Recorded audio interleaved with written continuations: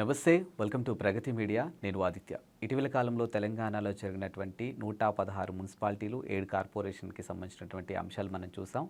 మరి ఇందులో ఇక్కడ అధికార పార్టీ అయినటువంటి కాంగ్రెస్ ఘన విజయం సాధించింది. దానికి సంబంధించినటువంటి సంబరాలు కూడా మనం చూస్తూనే ఉన్నాం. మరి ఈ సంబరాలు ఎలాగ కంటిన్యూ అవుతాయా? ఫ్యూచర్లో ఏమైనా చేంజెస్ అయ్యే అవకాశం ఉందా? అసలు ఫస్ట్ ఆఫ్ ఆల్ కాంగ్రెస్ ఈ అంశాన్ని ఏ విధంగా ముందుకు తీసుకెళ్ళబోతుంది? అంటే రానున్న రోజుల్లో ఈ సక్సెస్ని కంటిన్యూ చేస్తారా? ఇంకేమైనా బ్రేక్లు పడే అవకాశం ఉంది? ఇలాంటి ఎన్నో అంశాల గురించి తెలుసుకునే ప్రయత్నం చేద్దాం. ప్రస్తుతానికి మనతో పాటు స్టూడియోలో ఉన్నారు Congress leader and Madhapur division అధ్యక్షులు అండ్ కంటెస్టెంట్ కార్పొరేటర్ అయినటువంటి నగేష్ గారు మనతో ఉన్నారు. సార్తో మాట్లాడించే ప్రయత్నం చేద్దాం. నమస్తే అండి. నమస్తే ఆదిత్య. ఫస్ట్ ఆఫ్ ఆల్ మీకు కంగ్రాచులేషన్స్. ఎందుకంటే కాంగ్రెస్ జోర్ అనేది కనిపిస్తుంది తెలంగాణలో. బట్ ఈ సక్సెస్ అనేది అనుకున్నంత స్థాయిలో మీకు ఉందనుకుంటున్నారు అసలు మీరు? 100% ఉంది, దానికి మించే ఉంది. అంటే ఎందుకంటే పార్లమెంట్ ఎలక్షన్స్లో బీఆర్ఎస్ పొజిషన్ ఏంటో అందరు చూశారు. బట్ ఇప్పుడు మున్సిపాలిటీ విషయానికి వస్తే ఆల్మోస్ట్ సెకండ్ ప్లేస్లో ఉన్నారు వాళ్ళు. పెద్ద డిఫరెన్స్ కూడా ఏం కనిపించట్లేదు, ఆల్మోస్ట్ 11% ఏమో కనిపిస్తుంది. సో మరి బీఆర్ఎస్ పుంజుకుంది అనే కోణంలో వాళ్ళ సైడ్ నుంచి వస్తున్నటువంటి వర్షన్ కూడా చూస్తూనే ఉన్నాం. సో మరి ఏంటి? ఇంతకుముందు అధికారంలో ఉన్నప్పుడు గద్దెలో ఉన్నాడు బీఆర్ఎస్ వాళ్ళు, ఇప్పుడేమో మురికి కాలువలో ఉన్నారు. అంత చీప్ లెవెల్కి దిగి దారి మాటలు మాట్లాడుతున్నారు. వాళ్ళ మాటల్లో, వాళ్ళ ఫ్రస్ట్రేషన్లో, అధికారం కోల్పోయినామన్న బాధల్లో వాళ్ళు ఉన్నారు. వాళ్ళు మాట్లాడుతున్నారు. అది ఆబ్వియస్, సో నేచురల్ వాళ్ళకి. ఎందుకంటే వాళ్ళు డ్రామా ఆర్టిస్ట్, పగటి వేటగాళ్ళకు రోజుకు తగ్గట్టు బిహేవ్ చేస్తూ ఉంటారు. హరీష్ రావు కావచ్చు, కేటీఆర్ కావచ్చు, కేసీఆర్ గారు కూడా కావచ్చు, ఇన్ఫ్యాక్ట్ కవిత గారు కూడా కావచ్చు. కానీ కాంగ్రెస్కి లాస్ట్ 2 ఇయర్స్లో రేవంత్ అన్న కావచ్చు, క్యాబినెట్, కాంగ్రెస్ గవర్నమెంట్ తీసుకున్న నిర్ణయాలు, అది హైడ్రా కావచ్చు, మూసీ రిజర్వేషన్ కావచ్చు, సన్న బియ్యం కావచ్చు, 200 యూనిట్ కావచ్చు, ఫ్రీ బస్ కావచ్చు, రైతు భరోసా కావచ్చు, ఇలా చెప్పుకుంటూ పోతే అద్భుతమైన నిర్ణయాలు తీసుకున్నారు. గ్లోబల్ సమిట్ కావచ్చు, దావోస్ వెళ్ళి 1,48,000 crore ఇన్వెస్ట్మెంట్ తీసుకురావడం కావచ్చు, ఇవన్నిటికీ ప్రజలు, అంటే కాంగ్రెస్ పార్టీ యొక్క పాలసీస్ని ప్రజలు ఈరోజు మార్కులు వేశారు. దానికి తగ్గట్టు కాంగ్రెస్ పార్టీ కార్యకర్తలు గ్రామ స్థాయి లెవెల్కి తీసుకెళ్లారు. అందుకే 2,800 చేంజ్ వార్డులలో ఈరోజు కాంగ్రెస్ గవర్నమెంట్ సత్తా చాటింది. కానీ ఇక్కడ మనం చూడాల్సింది ఏంటంటే, ఆ రిజల్ట్ బాగా వచ్చినాయిగా, అద్భుతంగా వచ్చినాయిగా అని మేము హెడ్కి తీసుకోవట్లేదు. ఒకప్పుడులో ఉన్న అధికార పార్టీకి మాకు డిఫరెన్స్ అది. ఇది కాంగ్రెస్ గవర్నమెంట్. ఇక్కడ రేవంత్ అన్న గారు, మా సీఎం గారు స్టేట్మెంట్ ఇచ్చారు. అంతే నిబద్ధతగా, అంతే రెస్పాన్సిబిలిటీగా తెలంగాణ నవనిర్మాణం కోసం, తెలంగాణ డెవలప్మెంట్ కోసమే పనిచేస్తాము అని. అది మేము రెస్పాన్సిబుల్గా ఫీల్ అవుతున్నాము, గర్వంగా కాదు. ఇంకా బాధ్యత పెరిగింది అనుకుంటున్నాము. కానీ యాక్చువల్గా ఇప్పుడు మీరు అన్నట్టు మీరు సక్సెస్ని స్వాగతించదగ్గ విషయం, అది అందరూ స్వాగతించదగ్గ విషయమే. కాకపోతే మీరు ఇందాక మున్సిపాలిటీ విషయానికి వస్తే మురికి కాలువ అని వాళ్ళని ఉద్దేశించి మీరు మాట్లాడారు కదా. ఆల్మోస్ట్ వాళ్ళు సెకండ్ ప్లేస్లో ఉన్నారు. అంటే ఇప్పుడు జనరల్గా పట్టణ ఓటర్లు అంటే బీజేపీకి ఎక్కువ పట్టం కడతారనేది మొదటి నుంచి ఉన్నటువంటి ఒక అంశం. అలాంటి ఒక ప్లేస్ని వీళ్ళు రీప్లేస్ చేశారు అని అంటే జనాల్లో వాళ్ళపై ఆదరణ పెరిగింది అని చెప్పడానికి ఇది ఒక ఎగ్జాంపుల్ కనిపిస్తుంది కదా. అలా ఎలా అవుతాం మనం? ఇప్పుడు ఫర్ ఎగ్జాంపుల్ ఇది మ్యాథ్ నంబర్స్ రూపంలో చూద్దాం. కాంగ్రెస్ పార్టీ అధికారంలో లేనప్పుడు 500 వచ్చినాయి. వాళ్ళు లాస్ట్ 2 టర్మ్స్, అంటే ప్రీవియస్ టర్మ్ వల్ల సెకండ్ టర్మ్ నుంచి ఈరోజు 700 పడ్డది వాళ్ళు. అంటే వాస్తవానికి వాళ్ళ పర్ఫార్మెన్స్ వర్స్ట్గా పడిపోయింది. గ్రాఫ్ పడిపోయిన దానికి వాళ్ళు ఏం చూపించుకుంటున్నారు? నేను అదే చెప్తున్నా.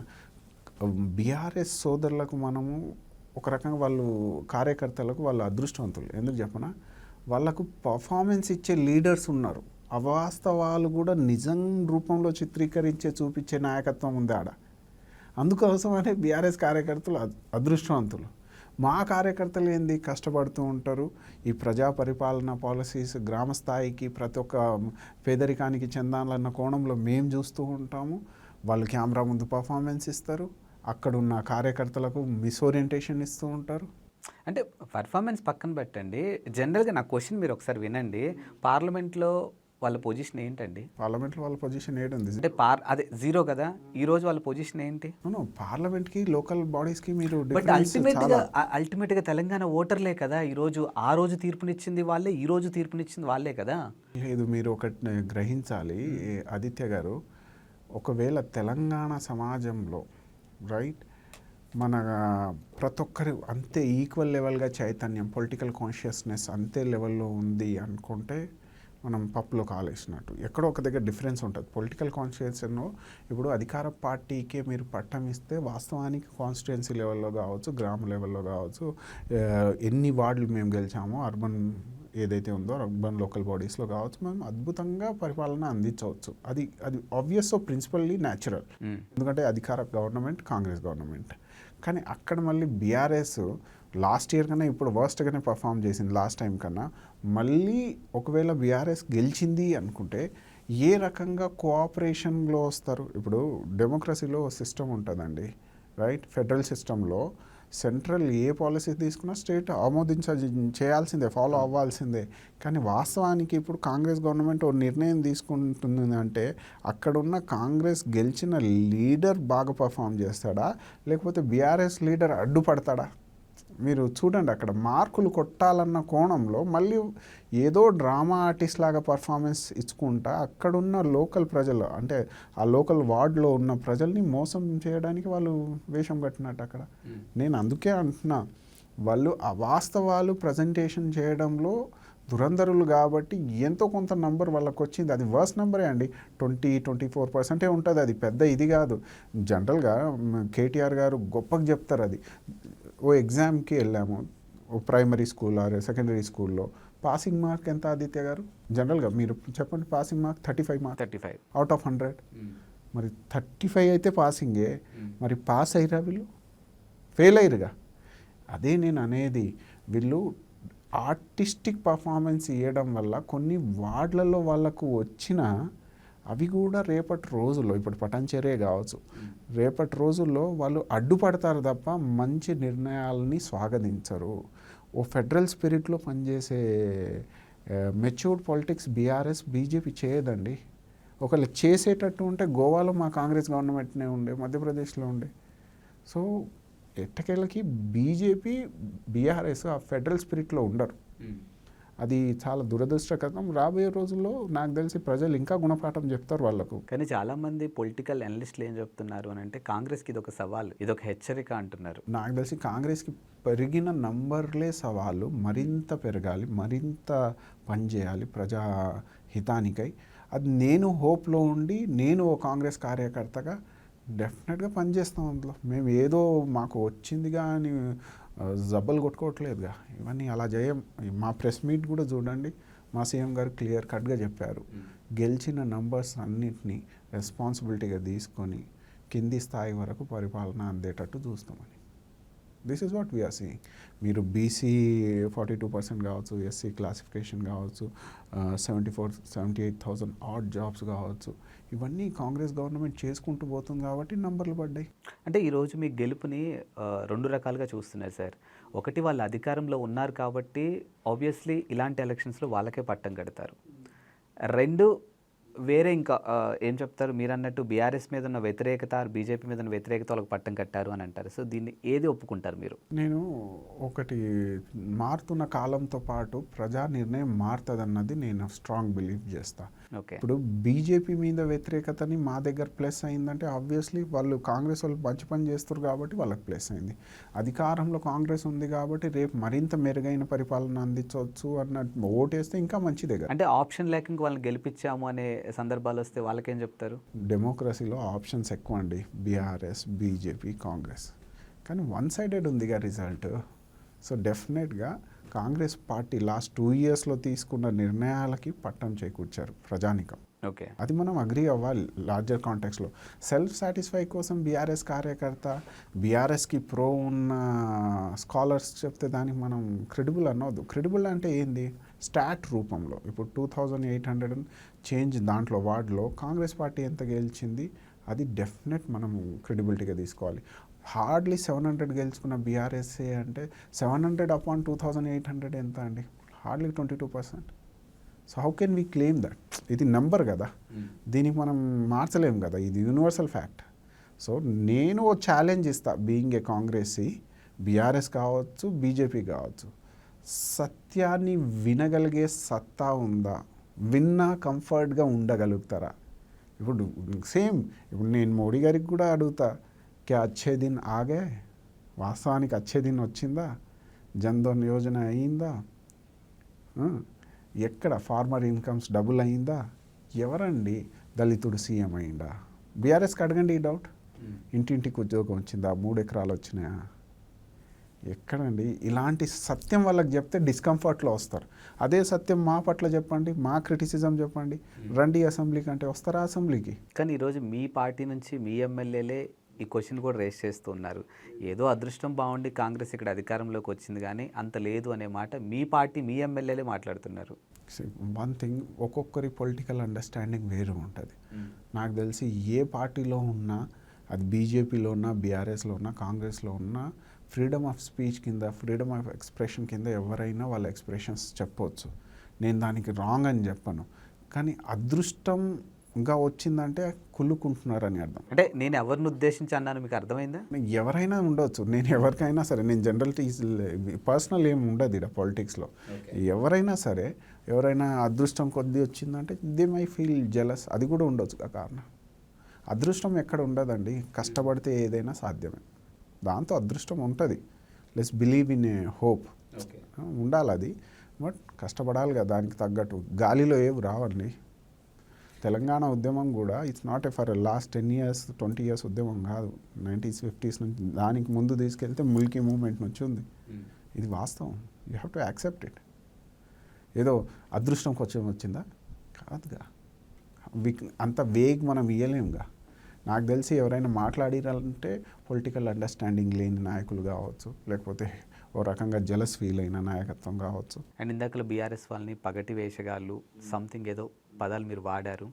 మరి సాక్షాత్ తెలంగాణ సీఎం రేవంత్ రెడ్డి గారు ఆ పొజిషన్లో ఉండి మాజీ ముఖ్యమంత్రి కేసీఆర్ గారిని ఉద్దేశించి కానీ, లేకపోతే బీఆర్ఎస్ లీడర్స్ని ఉద్దేశించి కానీ ఆయన నోటి నుంచి వచ్చిన మాటలను బట్టి మరి మేమేమి వాళ్ళకి పదాలు ఇవ్వాలనే మాటలు వాళ్ళ సైడ్ నుంచి వస్తున్నాయి. వాస్తవం చూద్దాం. ఇప్పుడు ఇవన్నీ పక్కన పెడదాం. తెలంగాణ సమాజానికి బూతులు నేర్పించింది ఎవరు రాజకీయంలో? ఎవరు? మీరు చెప్పండి ఆదిత్య గారు. మీరు చెప్పండి. బీఆర్ఎస్ఏ. నాకు అది ఉంది. పక్క రాష్ట్రంలో దయ్యాలు భూతాలని చూపించారే, మన నీళ్లు నిధులు నియామకాలని అన్నీ ఎమోషనల్, ఇక్కడ తెలంగాణ ప్రజానికాన్ని ఎమోషనల్గా ఒకటి చేసిర్రు. ఎమోషనల్గా వాస్తవానికి మన నీళ్లు నిధులు నియామకాలు దగాబడ్డాము, సాధించుకోవాలి తెలంగాణకు అనుకున్నాం. కానీ ఎవరు బూతులు నేర్పింది తెలంగాణ సమాజానికి రాజకీయంలో? ఈ నాయకత్వం కాదా? అవుట్ రైట్గా చెప్తా నేను. కేసీఆర్ గారి నుంచి, కేటీఆర్ గారి నుంచి, హరీష్ రావు గారి వరకు ప్రతి ఒక్కరు. దానికి ఈక్వల్గా రెస్పాన్స్ ఇచ్చే మనిషి ఒకరు రేవంత్ రెడ్డి గారు. మీరు ఇంకా అప్రిషియేట్ చేయాలేమో. ఏంటి మాటలుగా? లేదు, నేను చెప్పేది ఒక రకంగా యుద్ధ పోరున చూసుకుంటే సత్యం కోసం మనం పోరాటం ఉండాలి, మన జీవితంలో సత్యం ఉండాలి, మెరుగైన జీవితం కోసం. ఇప్పుడు వాళ్ళు అందించే పరిపాలనలో లోపాలు ఉన్నాయని అప్పుడున్న పీసీసీ రేవంత్ రెడ్డి గారు ఏకధాటికి పోరాడిండు ఒక్కడే సైనికుడై. వాళ్ళు ఒక కుటీరం కట్టుకున్నారు, గట్టి కుటీరాన్ని కొట్టిపడేశారు. వాళ్ళకి అధికారం పోయింది అన్న కోణంలో మళ్ళీ వాళ్ళు పర్ఫార్మెన్స్ ఇచ్చుకుంటున్నారు. మీరు అందుకే చూడండి, వాళ్ళు Krishna Godavari water dispute raise చేస్తారు, లేకపోతే సింగరేణి ఇష్యూ రేజ్ చేస్తారు. ఎందుకంటే అక్కడున్న టీడీపీ గవర్నమెంట్కి, అక్కడున్న టీడీపీ లీడర్షిప్కి, ఇక్కడున్న రేవంత్ రెడ్డి గారికి కనెక్షన్స్ ఉన్నాయి. అలా క్రియేట్ చేస్తూ ఉంటారు. అది ఎంతవరకు కరెక్ట్ అండి? అరే, ఆయన తీసుకున్న నిర్ణయాలు ఏంది? ఆయన ఎంత అద్భుతమైన పాలసీలు కడుతున్నాడు. లాస్ట్ 2 yearsలో మీ 10 years పరిపాలన కంపారిజన్ చేద్దాము. ఆయన శిల్పకళ వేదిక, ఎల్బీ స్టేడియం వేదికగా ఆఫర్ లెటర్ రిలీజ్ చేస్తున్నాడు, జాయినింగ్ లెటర్స్ ఇస్తున్నాడు ఉద్యోగాల రీత్యా. మీరు ఇచ్చింది ఏంది తెలంగాణకి? అప్పులా? ఎందుకు ఆర్థికంగా అంత వీక్ అయిపోయింది తెలంగాణ? కాళేశ్వరం కుంగడమా? అయితే ఇవన్నీ ఉన్నాయి. ఏది పవర్ పర్చేస్ అగ్రిమెంట్ కావచ్చు, రైట్, Formula 1 రేస్ కావచ్చు, ఇవన్నీ ఉన్నాయి. నేనేమంటున్నా అంటే లెట్స్ మేక్ ఇట్ క్లియర్. ఆయన 2 yearsలో అందించిన పరిపాలన మీరు 10 years అనుకుంటున్నారు వాళ్ళు, కానీ 10 years కరెక్ట్ పరిపాలన కాదు. వాళ్ళు ముందే డిజాల్వ్ చేశారు ఫస్ట్ 5 years టైంలో. సో ఈ పరిపాలనలో వాస్తవానికి చూద్దాం, గ్రోత్ రేట్ ఎంత, ఇన్వెస్ట్మెంట్ రేషియో ఎంత, ఆయన తీసుకున్న ఇంటిగ్రేటెడ్ స్కూల్ కాన్సెప్ట్ ఏంటి, ఇవన్నీ తీసుకుందాం. ఓ ప్రోగ్రెసివ్ మైండ్ సెట్ ఎవరు? మూసీ రిజర్వేషన్ కావచ్చు, ఈరోజు చెరువులు కాపాడుతున్నాడు. అప్పుడు 1500 ఆడ్ చెరువులు హైదరాబాద్ సరౌండింగ్లో ఉండాలి, 600 మిగిలాయి. ఎటు పోయినాయి? ఎవరు కబ్జా చేశారు? ఈ గవర్నమెంట్ ల్యాండ్స్ హిల్లీ టెర్రెన్ నుంచి వాటర్ బాడీస్ వరకు ఎంక్రోచ్ చేసే కల్చర్ ఇంట్రడ్యూస్ చేసింది ఎవరు? ఇదే బీఆర్ఎస్. దానికి అంతం చెప్పడానికే హైడ్రా, సిటీ యొక్క స్టాండర్డ్ ఆఫ్ లివింగ్ పెంచడానికేగా హైడ్రా. ఇలాంటివి మీరు చూడండి. నేను మీకే వదులుతున్నా. బీయింగ్ ఎడ్యుకేటెడ్, చాలామంది స్కాలర్స్ ఉన్నారు. They must understand what is future, how we are moving towards it. Artificial intelligence వస్తుంది, ఆగ్మెంటెడ్ రియాలిటీ ఉంది, నానో టెక్నాలజీస్ ఉన్నాయి, రోబోటిక్స్ ఉన్నాయి. How we gonna imbibe them in a mainstream of development. ఇలాంటి ఆలోచనలతో రేవంత్ రెడ్డి గారు తీసుకెళ్తున్నారు. కంపారిజన్ చేద్దాం. ఐటీ మినిస్టర్గా కేటీఆర్ గారు ఉన్నారు. ఎన్ని ఇన్వెస్ట్మెంట్ తీసుకొచ్చారు ఓవర్సీస్ నుంచి? ట్రంప్ వాళ్ళ అమ్మ ఇవంకా ట్రంప్ వచ్చి వెళ్ళిపోయింది. వాళ్ళు ఎంత ఇన్వెస్ట్మెంట్ తీసుకొచ్చారు? ఇక్కడున్న సీఎం రేవంత్ రెడ్డి గారు లాస్ట్ 2 yearsలో ఎంత తీసుకొచ్చారు? కంపారిజన్ చేద్దాం, ప్రజల ముందే పెడదాం. వాస్తవానికి ప్రజల్ని మబ్బి చేయడానికి వీళ్ళు పగటి వేషం వేసుకుంటారు ఆదిత్య గారు. ఇది ఖచ్చితం. అందుకే పగటి వేషగాళ్ళు అంటారు. వాళ్ళకు ఊసరి వెళ్ళి నాయకత్వం అంటారు. సమయానికి తగ్గట్టు మారిపోతారు. ప్రస్తుతానికైతే తెలంగాణలో హస్తం జోరు అనేది క్లియర్గా కనిపిస్తుంది. ఇప్పుడు కమింగ్ ఎలక్షన్స్ కూడా ఉన్నాయి. ఎంపీటీసీ, జెడ్పీటీసీలు ఉన్నాయి. ఇక్కడ హైదరాబాద్ ఎలక్షన్స్ కూడా ఉన్నాయి. సో మరి ఈ జోరు ఇలాగే కంటిన్యూ అవుద్దా ఏంటి, ఎలా ఉండబోతుంది అసలు? ధూమ్ధామ్గా ఉంటుంది. జెడ్పీటీసీ, ఎంపీటీసీ, జిహెచ్ఎంసీ వన్ సైడెడ్గా ఉంటుంది. బండి అదేదో అంటారుగా, లాస్ట్ టైం ఎలక్షన్లో ఏదో డ్రామాలు వేసిరు ఇద్దరు కలిసి, బీఆర్ఎస్ బీజేపీ. వాళ్ళ భాగవతం అన్నీ తెలంగాణ ప్రజలకి, హైదరాబాద్ జనానికి అర్థమైంది. కాబట్టి ఇప్పుడు పల్లెల్లో జనత మొత్తం కాంగ్రెస్ పార్టీకి ఆశీర్వదిస్తారు. అదే దిశగా ఉంటుంది ఈడ కూడా పర్ఫార్మెన్స్. సార్, యాక్చువల్గా తెలంగాణ ఓటర్ల తరపున నేను అడుగుదాం అనుకుంటున్నా, మీరే కాదు ఇక్కడున్న ఏ ప్రధాన పార్టీ నాయకులు వచ్చినా ఖచ్చితంగా ఈ ప్రశ్న నేను అడుగుదామని ఫిక్స్ అయి ఉన్నాను. సో లాస్ట్ 2 days నుంచి ఏదైతే మున్సిపల్కి సంబంధించిన రిజల్ట్ వచ్చిన దగ్గర నుంచి మీరేమో బీజేపీకి బీఆర్ఎస్ బీ టీమ్ అంటారు, బీజేపీ వాళ్ళేమో బీఆర్ఎస్ కాంగ్రెస్కి బీ టీమ్ అంటారు. సో 3 పార్టీలు ఒకరి మీద ఒకరు చేసుకుంటున్నటువంటి ఆరోపణలు చూస్తూనే ఉన్నాం. యాక్చువల్ నిన్న కొన్ని చోట్ల కూడా 3 పార్టీలు టైఅప్ అయిన సందర్భాలు ఉన్నాయి. కాంగ్రెస్ బీజేపీ అయింది, బీజేపీ బీఆర్ఎస్ అయింది కొన్ని చోట్ల. సో అసలు ఎవరికి బీ టీమ్ సార్ ఇక్కడ? మంచి ప్రశ్న. తెలంగాణ సమాజానికి అర్థమయ్యేటట్టు I will try to explain it. చెప్పండి. ఇప్పుడు లాస్ట్ 10 years రూలింగ్ ఎవరు ఇక్కడ? బీఆర్ఎస్. అప్పుడు సెంట్రల్లో ఏ గవర్నమెంట్? బీజేపీ ఈ ప్రతి ఒక్క బిల్ ప్రపోజ్ చేసిన వాళ్ళలో ముందుండి ఓట్లు వేసింది ఎవరు? వాళ్ళ బిల్లు పాస్ అవ్వడానికి. జమిలీ ఎలక్షన్ వరకు ఆ బిల్లు పాస్ అవ్వడానికి ఎన్నో బిల్స్ వచ్చాయి. రైతు నల్ల చట్టాలు కూడా వచ్చాయి. వీటికి కూడా ఆమోదం ఇచ్చింది ఎవరు? బీఆర్ఎస్. అంటే BJP BRS 1 fact. Do you agree it? ఒకవేళ 1 కాకపోతే అగెనెస్ట్ బిల్కి ఓటేస్తారుగా. బిల్లుకి ఫేవర్గా వేసారు కాబట్టి 1, రైట్? అదొకటి చూడాలి. సెకండ్, బండి సంజయ్ గారు ఇక్కడ ప్రదేశ్ హెడ్, తెలంగాణకి బీజేపీ హెడ్. సడన్ కొన్ని కాన్స్పిరసీస్ క్రియేట్ అవుతాయి. 10th class పేపర్ లీక్ అవుతుంది, ఏదో ఇష్యూ అవుతుంది, ఏదో డ్రామా అవుతుంది. కేటీఆర్ గారు ఢిల్లీకి వెళ్తారు, బండి సంజయ్ గారికి పొజిషన్ ఉండదు. ఇవన్నీ ఫ్యాక్టే కదా, జరిగిన ఈవెంట్. ఎవరండి 1? BJP BRS 1, right? ఇప్పుడు కొంచెం బియాండ్ చూద్దాం. బీజేపీకి ఇంకో బీ టీం ఉంది, ఇది సత్యం. అది ఎంఐఎం కావచ్చు. ఇప్పుడు Maharashtra municipal corporation election, Bombay municipal corporation ఎలక్షన్లో బీజేపీ ఎవరితో అలయన్స్ వేసుకొని మేయర్ ఉందండి? ఎంఐఎం. ఎక్కడెక్కడ ఓట్లు ఉన్నాయి, బీజేపీ మంచి ఓటు బ్యాంక్ మొత్తం దండుకోవాలి, ఉత్తరప్రదేశ్లో బీజేపీ మెజారిటీలో రావాలంటే అసలు దీన్ని వెళ్తాడు. అక్కడ వాస్తవానికి హిందూస్కి ఓ సెక్యూరిటీ వస్తుంది, ఇన్సెక్యూరిటీ వస్తుంది. అరే నిజంగా వీళ్ళకి ఓట్లు వేస్తే మళ్ళీ దేశం ఎట్టుపోతుందో అని బీజేపీకి ఓట్లు పడతాయి. అలా కాంగ్రెస్కి గెలవనీయకుండా ఓ మంచి స్ట్రాటజీలో వాళ్ళు ఉన్నారు. తెలంగాణకు వచ్చేసరికి అలయన్స్ అనలేం, కానీ ఓ బెస్ట్ పరిపాలన అందియాలంటే ఇక్కడ లోకల్లో ఉన్న ఏడి ఎమ్మెల్యేస్ని కూడా తోడు తీసుకొని వెళ్తే లా అండ్ ఆర్డర్ కావచ్చు, గవర్నెన్స్ కావచ్చు, బెస్ట్ చేర్చవచ్చు మన ప్రజానికానికి అన్న కోణంలో ఉండాల్సి వస్తుంది. అందుకే మొన్న వాళ్ళది ఒక అహంకార ధోరణి ఒకటి ఉంది. రావు అయినా రెడ్డి అయినా హంసే మిల్నా జరూరీ హే అన్నట్టు చెప్తున్నారు. అది ఎంత పెద్ద అహంకారం. ఈ అహంకారం ఎవరికి ఉంటుంది? ఇంతకుముందు ఎవరికి ఉండేది?